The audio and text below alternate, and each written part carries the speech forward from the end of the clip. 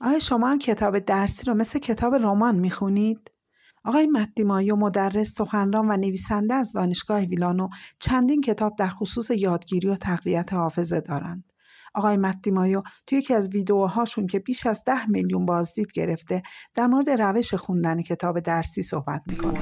ایشون میگه در حال حاضر روشی که اکثر افراد برای خوندن کتاب درسی استفاده میکنن این هست که از صفحه اول شروع میکنن و تا آخر ادامه میدن تا تموم شه، در حالی که قرار نیست که کتاب درسی رو همونطور که یه رمان رو میخونیم بخونیم، یعنی از صفحه اول شروع کنیم و مستقیم بخونیم تا تموم بشه. این اصلا ایده خوبی نیست، چون اطلاعات تو ذهنمون نمیمونه. بنابراین تو این ویدیو قصد داریم چند تا از راهکارهایی که آقای مت دیمایو مطرح کردن رو به شما نشون بدیم که میتونید انجام بدید تا کتاب درسی یا هر نوع راهنما یا کتاب آموزشی و کلاً هر نوع مطلبی رو خوب بخونید و به خاطر بسپارید، مخصوصاً اگه برای امتحان آماده میشید. اولین کاری که باید بکنید اینه که قبل از اینکه به صورت عمیق وارد محتوا بشید، باید راه رو هموار کنید تا ذهنتون رو برای اون چیزی که قراره بخونه آماده کنید. مثل فیلم‌هاست، یه پیشنمایشی از جاذبه‌های آینده به خودتون میدید. آقای مت دیمایو میگه اگه بخواید یه فصل از کتاب رو برای اولین بار بخونید، اول باید یه درک اولیه از اون چیزی که در هر فصل وجود داره پیدا بکنید و خودتون رو برای اون چیزی که قراره بخونید آماده کنید. بنابراین اولین کاری که انجام میدید اینه که به سادگی ورق بزنید. فقط نگاه کنید ببینید چه چیزی در هر صفحه هست. قرار نیست چیزی بخونید. شما فقط نگاه میکنید که چه عکسایی داره، صفحات چطور هستن، طول فصل چند صفحه است، متن‌ها در مقایسه با تصاویر چقدره، چه نمودارهایی داره و این اولین کاریه که انجام میدید. مرور بار دوم، خوندن سوالات آخر فصل.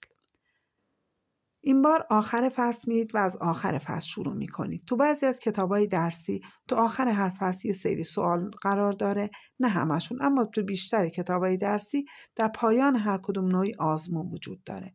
بنابراین قبل از خوندن فصل، خوندن سوالای آخر فصل ایده خیلی خوبی هست. در این صورت شما میدونید که دنبال چه چیزی باید باشید. چیزی که متوجه میشید اینه که نویسنده این فصل چه چیز رو برای شما مهم میدونسته که قرار بوده بعد از خوندن این فصل به دست بیارید. یعنی چیزی که شما قراره به عنوان خروجی فصل داشته باشید. بنابراین اتفاقی که میفته اینه وقتی شروع به خوندن فصل میکنید با توجه و تمرکز بیشتری مطالعه میکنید. این چیزیه که دنبالش هستیم. مرور بار سوم، خوندن چاپ‌های پررنگ یا کلمات بولد شده در هر صفحه. حالا میتونید به ابتدای فصل برگردید و چاپ‌های پررنگ رو بخونید. قرار نیست همه جملات رو بخونید یا تمام اطلاعات فصل رو بخونید. فقط چاپ‌های پررنگ، کلمات که به صورت بولد نوشته شده رو میخونید. چیزایی که نویسنده ها میخواستن که شما ببینید و به خاطر بسپارید. به این ترتیب نویسنده ها اطلاعات موجود در فصل رو برای شما تجزیه کردن. و حالا شما به نوعی درک میکنید که چطور مطالب این فصل با هم هماهنگ میشن. مرور بار چهارم، خوندن اولین و آخرین جمله هر پاراگراف. قبل از اینکه فصل رو بخونید، یک بار دیگه مرور میکنید و میرید برای خوندن جمله اول و آخر هر پاراگراف.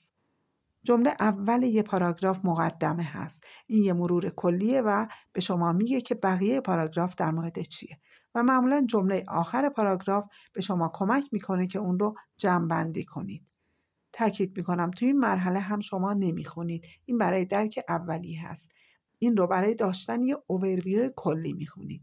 بعد از این مرورها متوجه میشید که چطور مطالب فصل با هم هماهنگ میشن، چون تونستید نقاط مختلف فصل رو به هم وصل کنید و حالا شما نقشه ای از تمام نقاط فصل خواهید داشت و عملاً یه پیشنمایش و اوورویو از کل فصل خواهید داشت. حالا مغز شما برای چیزی که قراره به دست بیاره تنظیم شده. اگه از این فرمول پیروی کنید، فقط باید فصل رو مرور کنید.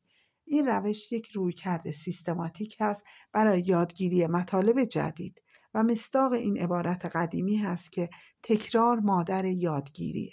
یعنی تو این رویکرد شما چندین بار به روش‌های مختلف یک فصل کتاب رو تکرار می‌کنید.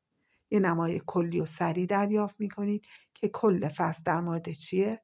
بنابراین حالا رادار مغز شما روشن شده که به اون سیستم فعال کننده شبکه‌ای میگن.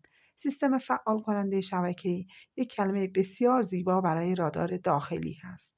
مثل اینکه یک ماشین آبی نو می‌خرید و ناگهان تو خیابون همه جا ماشین‌های آبی رو می‌بینید و جلب توجهتون رو می‌کنه.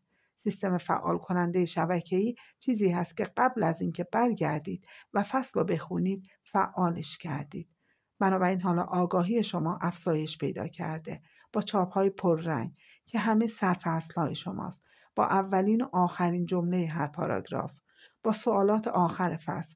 با تمام اینها شما یک نمای کلی و سریع بخش به بخش از فصل اول کتاب گرفتید. حالا میتونید فصل رو بخونید و خاطرتون باشه مطالبی که عرض کردم برای وقتی هست که میخواید مطالب جدید رو برای اولین بار بخونید. یعنی در ادامه باید با استفاده از روش‌هایی مثل یادآوری فعال و تکرار فاصله دار که خودشون مباحث جداگانه هستند به ماندگاری مطالب تو ذهنتون کمک بکنید. ممنون که تماشا کردید.